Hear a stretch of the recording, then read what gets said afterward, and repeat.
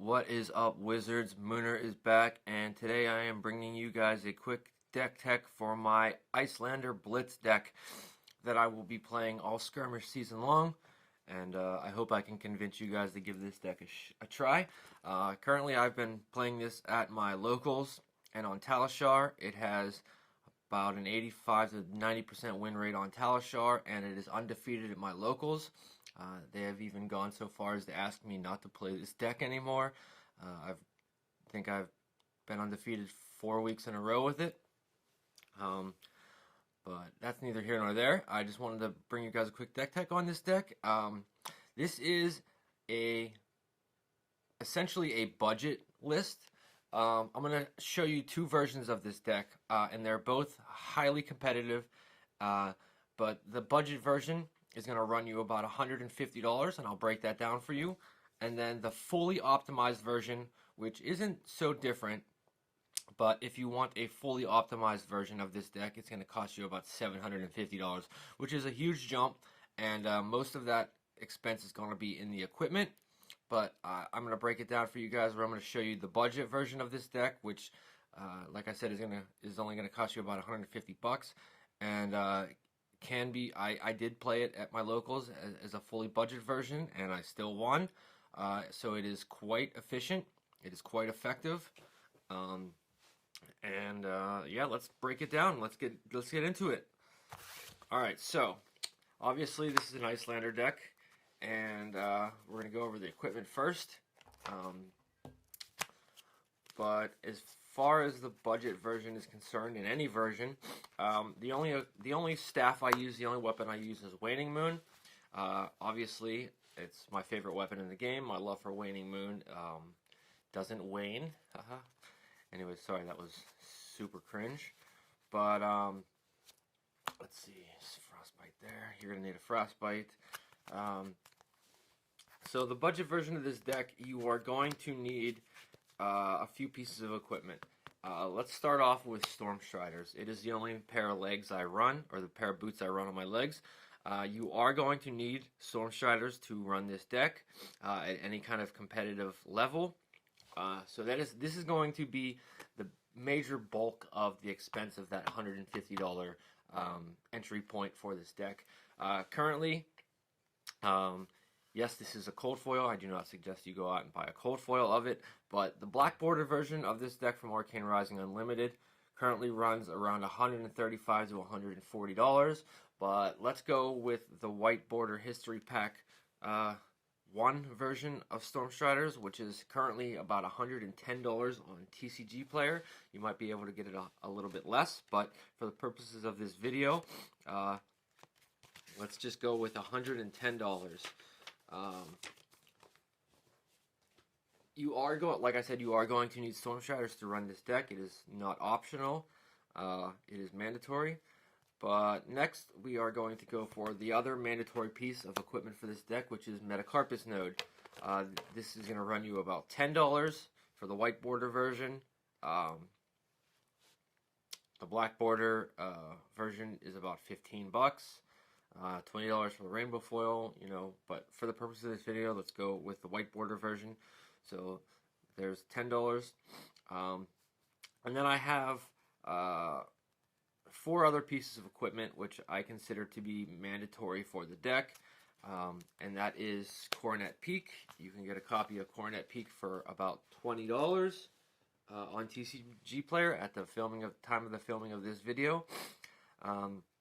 And then for the other head slot, we have Hope Merchant's Hood, which I have in here just for the Kano match to kind of fix your hands. Those all red hands you might draw, it can help fix that. And then the other 2 pieces of equipment I have is Coat of Frost, which is a common from Tales of Aria. This is really good for just slowing down your opponent in those hyper aggro matches like Dash, Fi, Katsu, Ira, things of that nature. Just being able to give them a frostbite. Usually those decks are pretty redline in Blitz, so being able to start their turn off with a single frostbite can slow them down quite a bit. And the other piece of equipment, which I find to be, this is the only chess piece I run, and that is Spellfire Cloak. Basically, this is just a tunic on before turn 3, and this deck can end the game out before turn 3. So usually I use Spellfire Cloak, just being able to gain that one extra resource on your opponent's turn at instant speed. And it also has Arcane Barrier, so that's pretty good. But in Blitz, this is better than Tunic as far as I'm concerned. You do not need a Tunic to run this deck. So yeah, that's your equipment. For the budget version, we've got Spellfire Cloak, Coat of Frost for the Hyper Aggro matchups, Home Merchant's Hood for Kano, Coronet Peak for every other matchup, and yeah, you can use its effect, its ability, but it is basically in here just as a block 2. That's pretty much all you need it for, but if you do have to block out all your turns and just are left with 1 or 2 cards, you can peek them and to that effect. Metacarpus Node. The reason this is in the deck is because I choose this over any blocking equipment like Ironhide or Iron Rot, is because Ironhide is going to save you 2 life. But this is a hyper aggro arcane list, and the idea is to get your opponent down to a low enough life total where you can combo off and kill them, and Metacarpus Node helps facilitate that because it's going to pump up your last spell from Arsenal, and then when you break your Stormstriders, it's going to pump up that spell as well. So Metacarpus Node is going to net you 2 damage, where Ironhide Gauntlet is going to save you 2 life. And this is not really a defensive deck. This deck is meant to be super aggro, super fast. So what you want to do is you want to use that node and use those resources to pump up your last 2 spells to extend your kill turn to 15. And then obviously Stormstriders, because this helps facilitate your combo kill at the end. You can't run this deck without it. Waning Moon, which is our only weapon. Alright, so the next few pieces of equipment are, if you want to progressively optimize this deck a little bit further, I suggest these pieces of equipment. For some extra block, you can go up the next tier and play Arcanite Skullcap. This also has Arcane Barrier if you are at a lower life total, which can be helpful in the Kano match, but it's not really necessary. You do have AB4 with all the equipment you have currently, and that's pretty good. So Arcanite Skullcap is basically just here for some extra block. It's just going to give you 1 extra life in most matchups.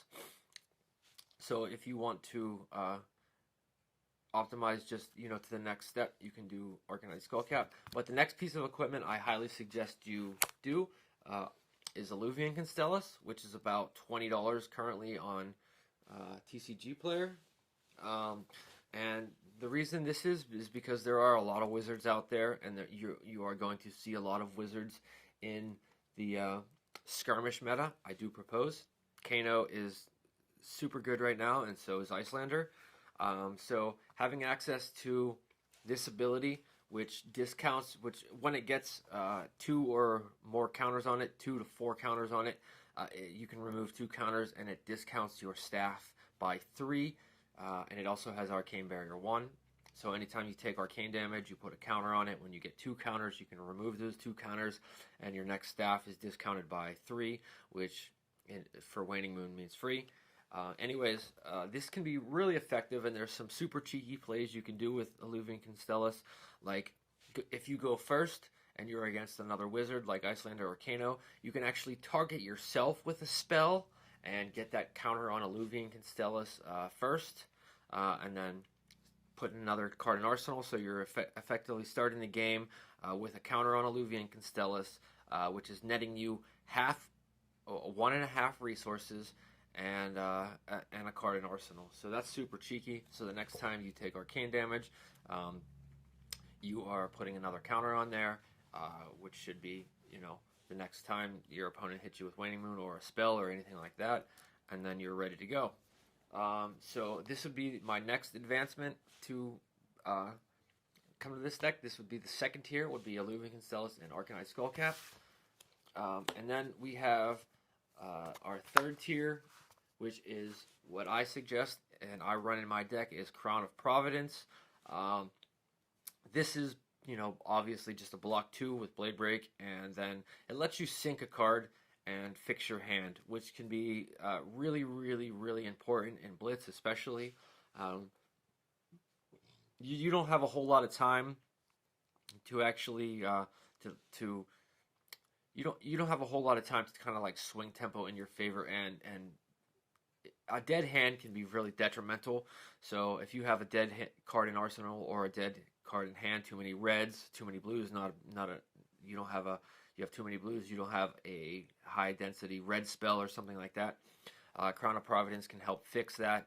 So being able to sink a card and replace that is really, really, really important, especially in Blitz. So I highly recommend, if you can, Crown of Providence. But this card is $190 to $200 currently for the Rainbow Foil, currently on TCG Player. But it is really worth it.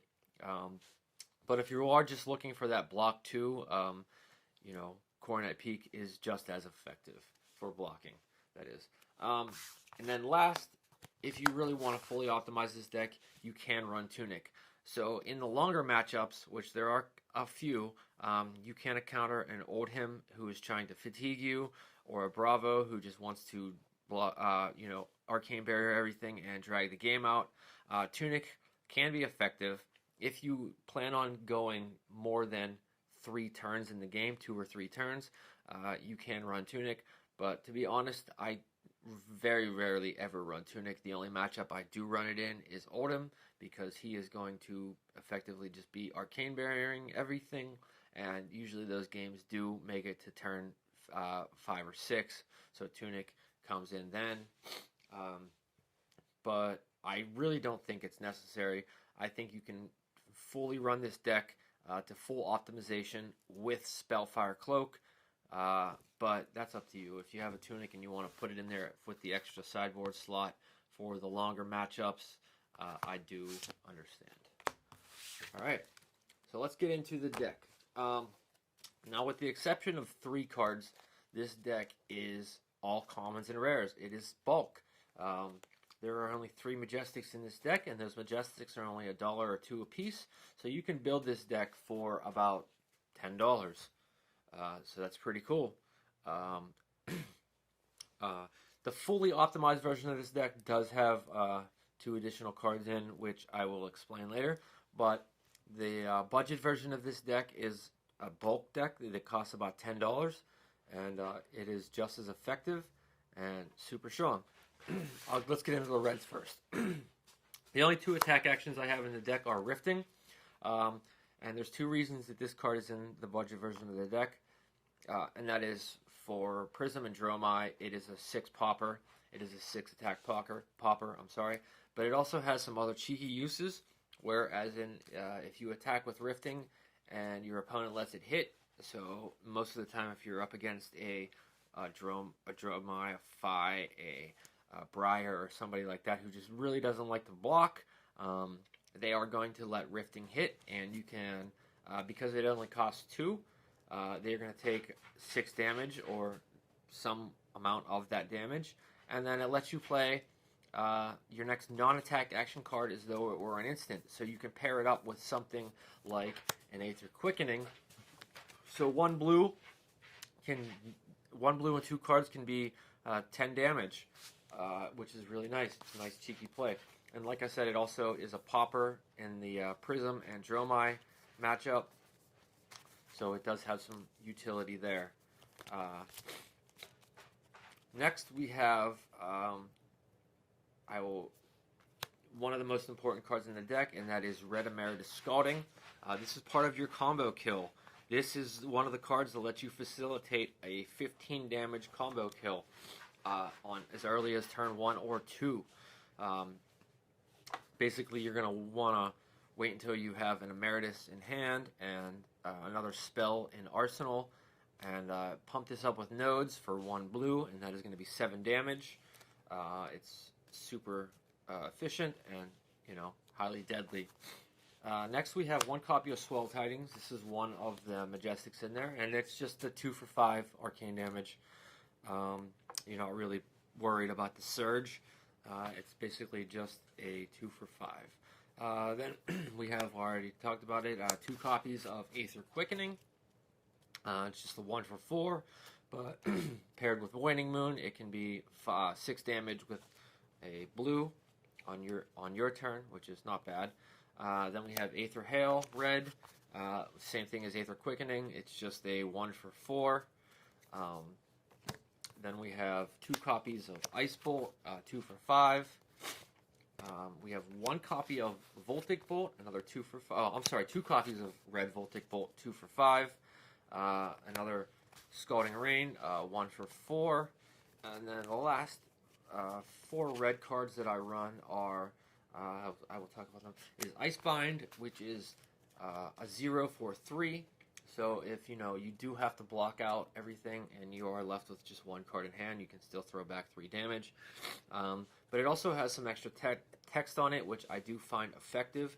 It does deal 3 arcane damage, and if it's fused, you can freeze a card in your opponent's arsenal until the end of their next turn, which can be really effective against like the Rangers or anybody else.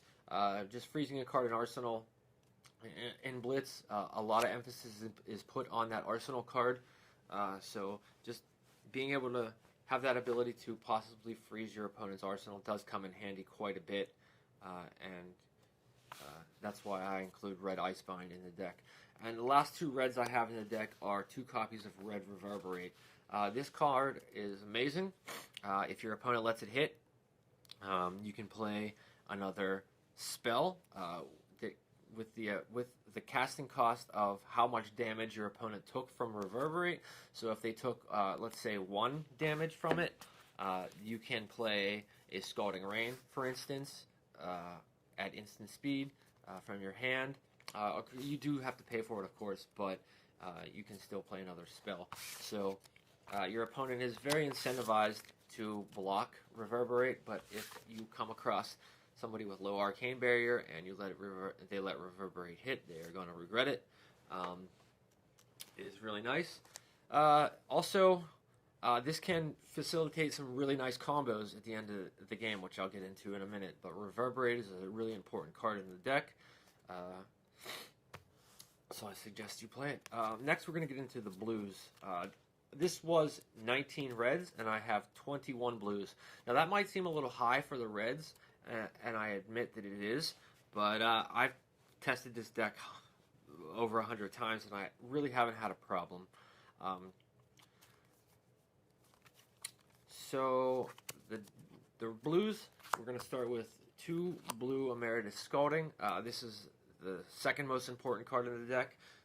This comes out of Arsenal for your kill combo, and it deals 4 damage, but you're going to pump it up with nodes, and it's going to deal 5 damage.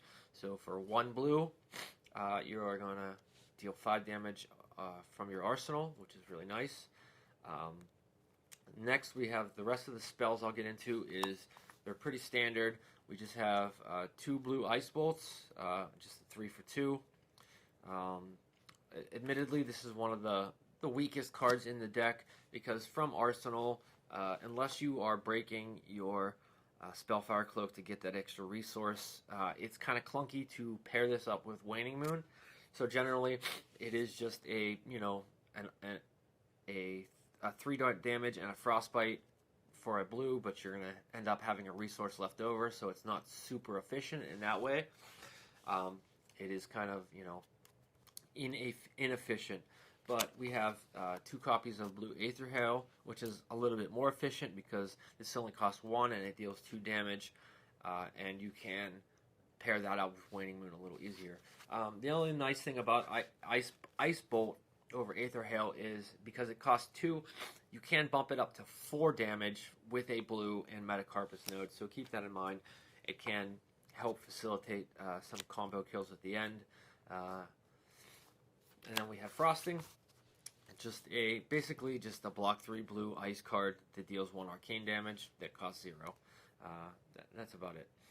The other spells in the deck, I have 2 copies of blue Polar Cap. This is just a up your density of spells in the deck. That's basically it. It's just a blue block 3. It costs 2. It deals 2 arcane damage. If it's fused, it can create a frostbite, which can be relevant in matchups. It can definitely be relevant in the aggro matchups that don't have as much arcane barrier, and you want to slow them down a little bit with a frostbite. Other than that, it is just help keep your blue count high and your spell count high. You can pump it up with Metacarpus Node, and it can deal 3 arcane damage. That can happen too. So Polar Cap, it's not the worst card in the world. But then we have 2 blue Aether Quickening. It's just 1 for 2. That's basically it. We have 1 copy of Voltic Bolt, just a 3 for 2. And then that's all of our spells. We have some Disruption. We have 2 copies of Polar Blast, just being able to just being able to cycle through your deck a little bit faster. Play this from Arsenal, draw a card, net yourself 2 resources, be able to turn on Waning Moon and Waning Moon for 1 blue. It's pretty good. So we have Cold Snap in there as well, basically the same thing, but this has the added text of being able to freeze your opponent's arsenal. So this is really good against Rangers and such like that, but it lets you cycle through your deck a little bit faster, gets your combo pieces, give your opponent a Frostbite, turn on Waning Moon. It's great.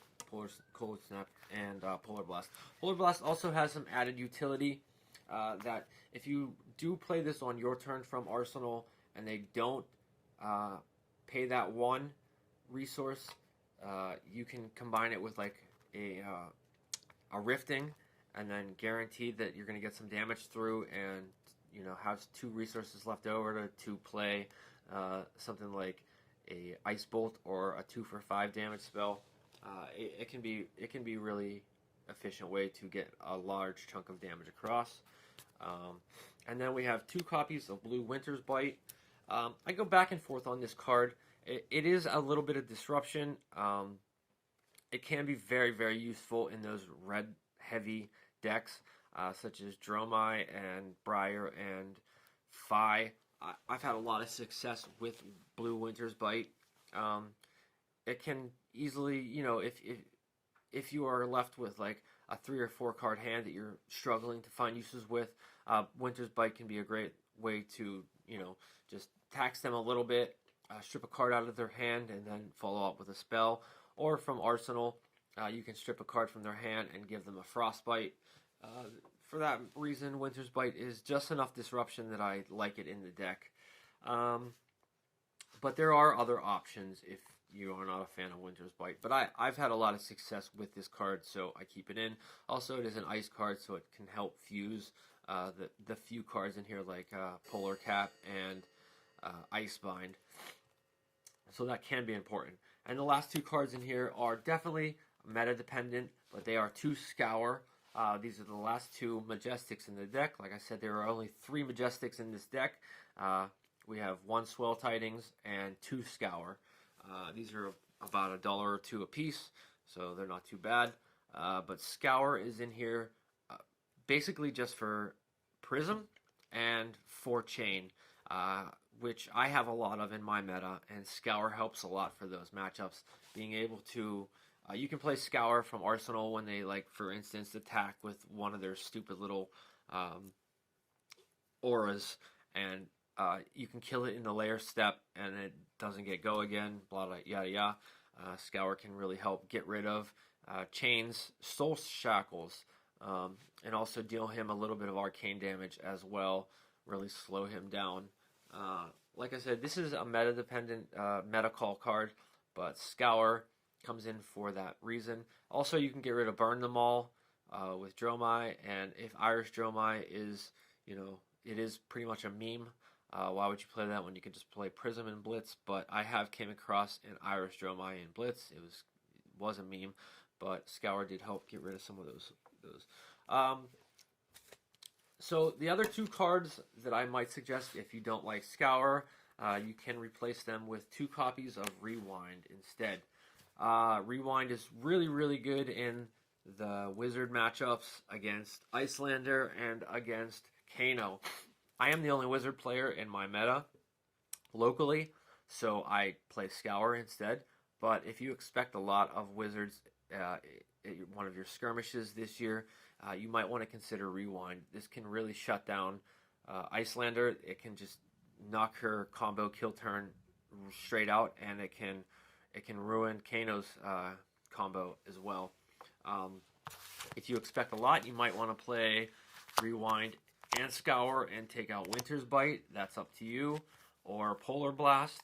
I wouldn't take out Cold Snap, and I wouldn't take out any of the other spells because you need a high density of spells. But Winter's Bite is a flex card.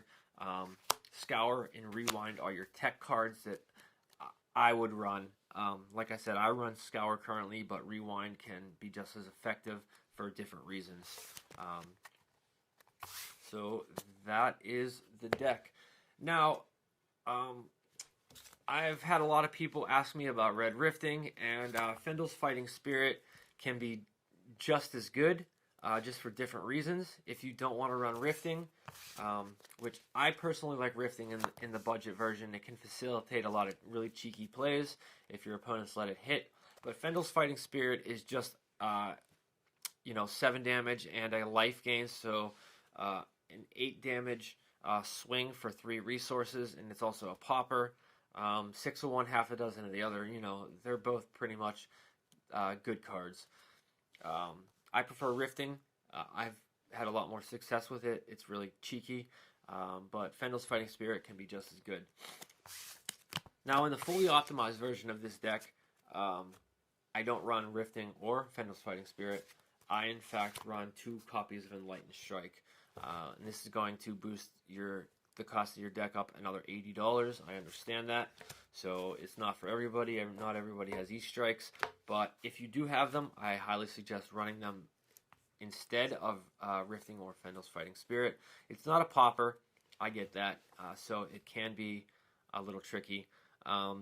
If you want to have 2 poppers in the deck for Dromai or Prism, you can take out 2 of the other red spells. I would suggest taking out, either a Scalding Rain, an Icebind, or the Voltic Bolts, something like that.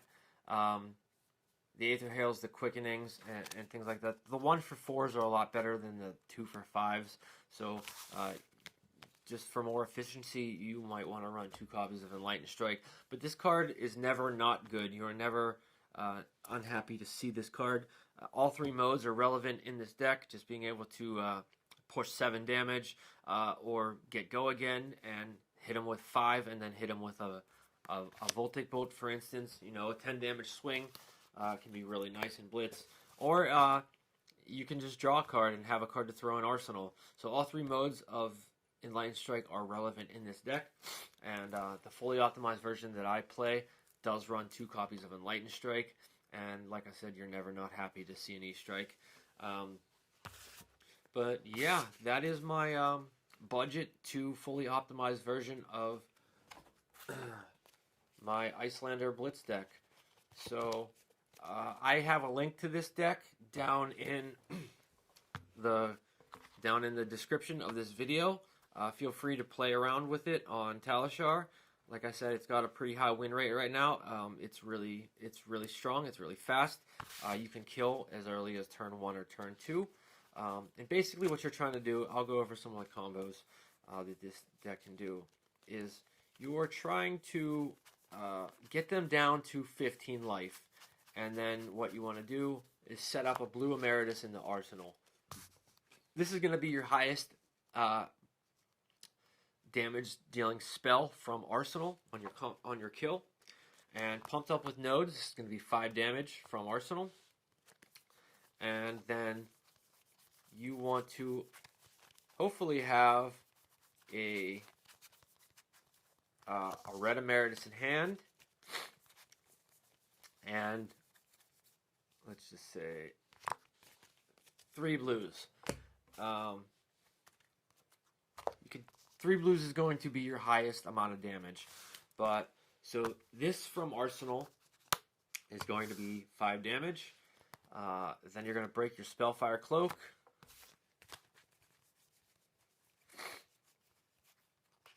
you're going to get a resource. You're going to use that resource to play Storm Striders. And then you are going to play Emeritus from hand. And you're going to pump that up with Metacarpus Node.